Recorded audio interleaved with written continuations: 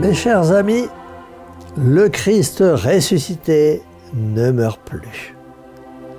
Quoi qu'on fasse, il vivra éternellement dans la mémoire et dans le cœur de l'humanité. Mais malheur à quiconque voudra s'attaquer à cette pierre angulaire. Celui-là, a dit Jésus, s'y brisera. Mes amis, ils l'ont bien vu, les adversaires de la première heure, les Judas, les Caïphes, les Hérode, les Pilates. Ils l'ont bien vu aussi, tous ceux qui, dans la suite des âges, ont repris la tâche impossible et insensée de renverser la pierre angulaire. Vous aussi sortez de la poussière, Néron, Domitien, Sévère, Valérien, Maxence, Galère, Julien l'Apostat, vous tous qui avez mis en œuvre toutes les forces de l'immense empire romain pour abattre la religion d'un crucifié. Vous tous aussi, qui après cela avez caressé le rêve chimérique de renverser le christianisme par la plume, la parole, l'épée ou la légalité. Où êtes-vous? Il y a longtemps que vous avez disparu. Et Jésus ressuscité, où est-il? Il est toujours là, car il est vraiment ressuscité.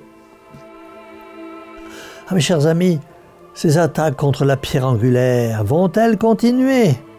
Oui, sans doute, car Satan s'y prend à merveille et ses suppôts ne manquent pas, et nous voyons leur travail infernal s'accomplir d'une manière extraordinaire à l'intérieur même de la Sainte Église.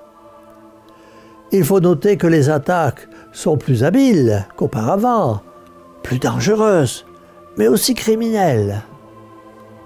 La plus grande partie du clergé se tait devant l'ampleur du mal. La peur l'a saisi. Le monde l'a étourdi. Dieu a quitté leur vie. N'oubliez pas, mes chers amis, qu'aujourd'hui, on ne fait plus une guerre aussi ouverte à notre Seigneur Jésus-Christ. On affecte simplement de l'ignorer.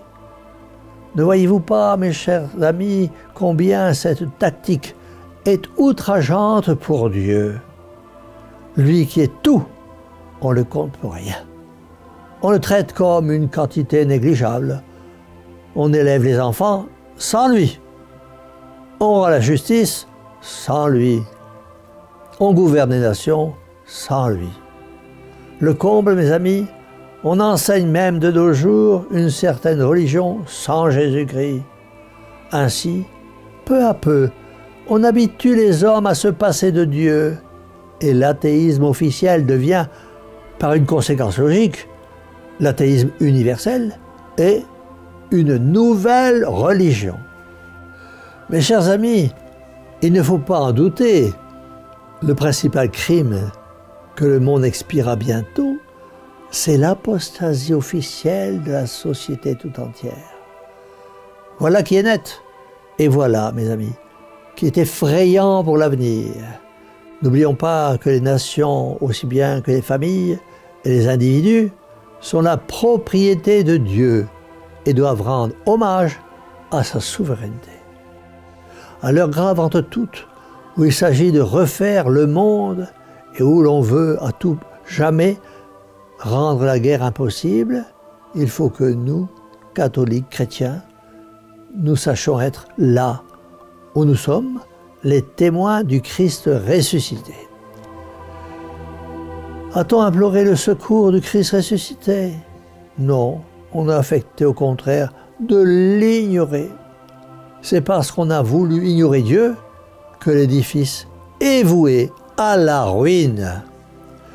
Les bâtisseurs rejettent la pierre angulaire.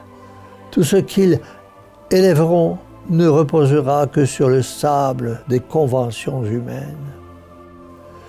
À la moindre tempête, tout sera par terre. Les temps sont difficiles et l'humanité est proche de tomber dans le chaos. Plus que jamais, nous avons besoin de la mère de Jésus ressuscité. Nous devons écouter ses appels pressants. C'est elle, l'ambassadrice, que Dieu a envoyée sur la terre à travers ses nombreuses apparitions. Écoutons donc Marie Immaculée et mettons en pratique ses demandes. À cette condition, Et à cette condition seulement, l'humanité pourra recommencer le cours de ses immortelles destinées. Et pour arriver à ce résultat nécessaire, commençons par bâtir sur la pierre angulaire, qui est le Christ, notre vie personnelle et notre vie familiale. Que chacun de nous soit chrétien avant tout et en tout, que chacun de nous soit chrétien avant tout et partout, que chacun de nous répète aujourd'hui en ce saint jour de Pâques, en toute sincérité, mais sans présomption, la parole de Saint Pierre. Quand même, tout le monde vous abandonnerait. Moi, je ne vous quitterai jamais.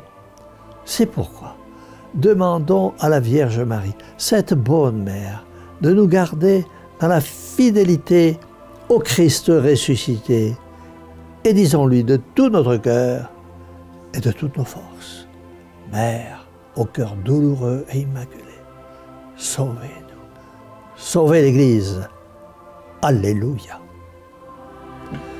Et que la bénédiction du Dieu Tout-Puissant, Père, Fils et Saint-Esprit, descende sur vous tous et y demeure à jamais. Ainsi soit-il.